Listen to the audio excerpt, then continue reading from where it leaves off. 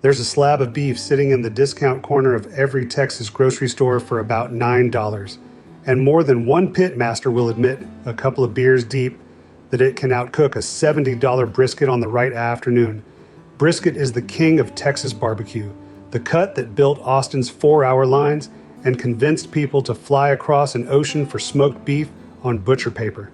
But the king has a problem. He got expensive. And the cut that could take his crown is sitting right there under the fluorescent lights, ignored. The cut is chuck roast.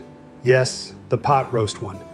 And before you close this video because somebody's grandmother boiled one into gray shoe leather in 1994, give me 2 minutes, because what the shoulder of a steer holds and what it costs is about to make a lot more sense than anything happening at the brisket counter. Start with the anatomy in plain English. The brisket is the chest of the animal. It carries most of a 1,200-pound steer's front weight every single day of its life, which is why it's laced with collagen, the tough connective tissue that turns to gelatin when you cook it low and slow. The chuck is the shoulder, one section up. Same job description. It swings the front legs, it works constantly, and it's marbled with the same web of fat and collagen. These two cuts are neighbors. They grew up doing the same manual labor. So why does one of them cost a fortune? That question has a very specific answer, and it starts in the meat markets of Central Texas more than a century ago. German and Czech butchers in towns like Lockhart and Taylor smoked the cuts their customers wouldn't buy, because a smoked leftover sells and a spoiled one doesn't. Brisket was the leftover. For most of the 20th century, it was one of the cheapest things in the case, the cut you bought when you couldn't afford anything better. Texas barbecue was built on rescuing the stuff nobody wanted, and brisket wasn't even the only cut playing that role. Down in South Texas, ranch families were digging pits for barbacoa, wrapping beef cheeks, and burying them over coals overnight, because the head was the part of the steer the ranch didn't sell. Same instinct, different county. Everywhere the tradition took root, it took root at the bottom of the price list. Remember that, because this whole story is about what happens when the bottom of the price list gets discovered. The discovery arrived in 2009 when Aaron Franklin started selling brisket out of a trailer in Austin. 2 years later, a national food magazine called his the best barbecue in America. And the line outside his restaurant became a tourist attraction in its own right. 4 hours, 5 hours, people camping in lawn chairs at dawn. Brisket stopped being dinner and became a pilgrimage. Every city in the country suddenly needed a Texas-style joint. Every joint needed briskets, and the packers noticed. Prices did what prices do. Cooked brisket at the famous Austin joints now runs north of $30 a pound. Raw briskets that used to live in the bargain bin spiked so hard during the shortages a few years back that some weeks they cost more per pound than cuts that used to outclass them. The throwaway became the trophy. Absolute shocker, right? The moment the whole country decides it wants the same dozen pounds of any animal, the math stops being friendly, which means something quietly broke. The founding logic of Texas barbecue, take the cheap cut and make it taste rich, now runs backwards, and the tradition invented to rescue bargain meat is selling the most expensive sandwich in town. That brings us back to the $9 package, because the animal never changed. The shoulder's still sitting there, doing everything the chest does, at $5 or $6 a pound most weeks. A 2.5-pound roast costs about what 2 breakfast tacos and a coffee cost. That's the whole buy-in. If you're standing at the case wondering which package to grab, the 60-second version goes like this. Look for a chuck roast, cut thick, 2 inches or more, because a thin one dries out before the collagen finishes melting. Choice grade is plenty, and you want white flecks of fat scattered through the red like static on an old TV screen, not one hard rind around the edge. Some stores label the best ones chuck eye roast.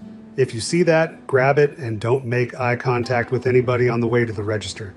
The reason this works is collagen.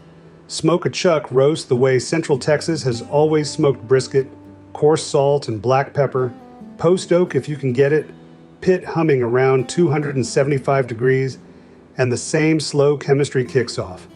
Somewhere past 160 internal, the meat stalls while moisture evaporates exactly like a brisket does. You wrap it in butcher paper, push through, and pull it when a probe slides in like the meat gave up arguing, around 203 degrees. By then, the collagen has melted into gelatin. That's the texture people wait 4 hours in line for. Picture an actual Saturday. A full packer brisket wants 12 hours, sometimes 14, which means a 2 a.m. alarm and a day spent hostage to a fire. A chuck roast is done in 5 or 6. Light the pit at 8, wrap it around noon, pull it mid-afternoon, rest it an hour in a dry cooler, and you're slicing before the game kicks off. The smell coming off the pit is the same too. That sweet oak and pepper bark smell that gets into your shirt and stays there. When you unwrap it, the bark should be the color of dark coffee, and the whole thing should jiggle when you shake the board. You get your Saturday back. For a normal human being with a job, that difference matters more than any blind taste test. And the taste test is closer than the price gap has any right to allow. A brisket has 2 muscles, the lean flat and the fatty point, and everyone who loves brisket secretly loves the point. Chuck eats like the point. Rich, loose, deeply beefy, the kind of bite that doesn't need sauce. It won't give you long showpiece slices, so you serve it in thick chunks or pulled. And if you want to get greedy, you cube the leftovers, toss them in sauce, and give them another hour of smoke. Pitmasters call those poor man's burnt ends, and there are people who quietly prefer them to the original. Now let me be straight about what Chuck won't do, because the fastest way to get roasted in a barbecue comment section is to oversell. It will not feed a wedding, since a roast serves 5 or 6 people, not 50. It will not drape a 14-inch slice across your cutting board for the camera, and it will not win a sanctioned competition, where the category literally says brisket. If you're cooking for a crowd or a judge, buy the brisket. This is for the other 95% of cooks, the ones feeding a family on a Sunday. And that would be the end of the story, except the shoulder's hiding one more secret, and this is the part the steakhouse would rather you skipped. The muscle that becomes ribeye, the one a white tablecloth place will sell you for $60 or $70 with a candle on the table, does not stop at the rib section. It runs forward, straight into the chuck. Butchers cut the front end of it into something called the chuck eye steak, and a whole side of beef only gives up a couple of them. Same muscle, different zip code, different price tag. A chuck eye runs a fraction of what the ribeye 2 inches behind it costs, and when a butcher sets a few out, the regulars who know snap them up before lunch. Steakhouses aren't out there holding protest signs, but their menus depend on names carrying the margin, and a ribeye by a humbler name sells for 1/3 of the money. That gap between what a word costs and what a muscle costs is the entire game this whole story has been about. Because a pattern is running underneath all of this, and once you see it, you can't unsee it. Skirt steak used to be part of a ranch hand's pay along the border. Meat so unwanted the vaqueros got it thrown in with their wages. They grilled it over mesquite coals and wrapped it in tortillas, and the dish they invented, fajitas, got so popular that skirt steak now costs more than some of the steaks it once envied. The cut didn't change. The story around it did. Then it happened again with the flat iron. About 20 years ago, a university research project went hunting through the chuck, muscle by muscle, and found a steak tender enough for date night hiding inside the same shoulder that grinders had been turning into hamburger. Today, flat irons sit on bistro menus at bistro prices. Even chicken wings ran this exact play. They were scrap until somebody in Buffalo drowned them in hot sauce, and now they cost more per pound than the breast every football season, which sets up the real punchline. The loudest proof of this cycle is brisket itself. It spent 100 years as the cut you bought when you were broke, the leftover the Lockhart German smoked because nobody would take it home, and 1 decade of fame erased a century of cheap. In beef, fame is the most expensive seasoning there is, and it gets applied one forgotten cut at a time. So the clock on the $9 shoulder is already ticking. Every time brisket spikes, restaurant buyers slide one cut over, and chuck creeps up behind it. Smoked chuck has started showing up on barbecue menus in Austin and Houston at prices that would have been a joke 10 years ago. The window where you can eat like the top of the tray for the price of the bottom is open right now. And if history means anything, it doesn't stay open.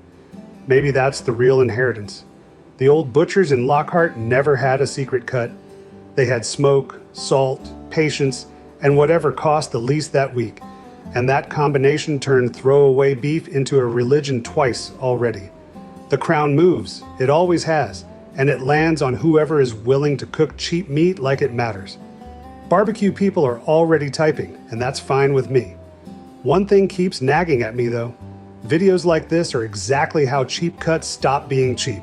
Every share moves the chuck 1 week closer to brisket prices, and staying quiet is the only thing that keeps the secret affordable.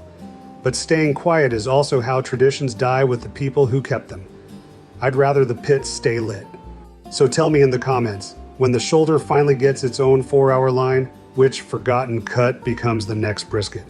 Drop your answer and subscribe if you want the follow-up, because there's an $8 package sitting in the pork case that deserves this same conversation. Word count 1970.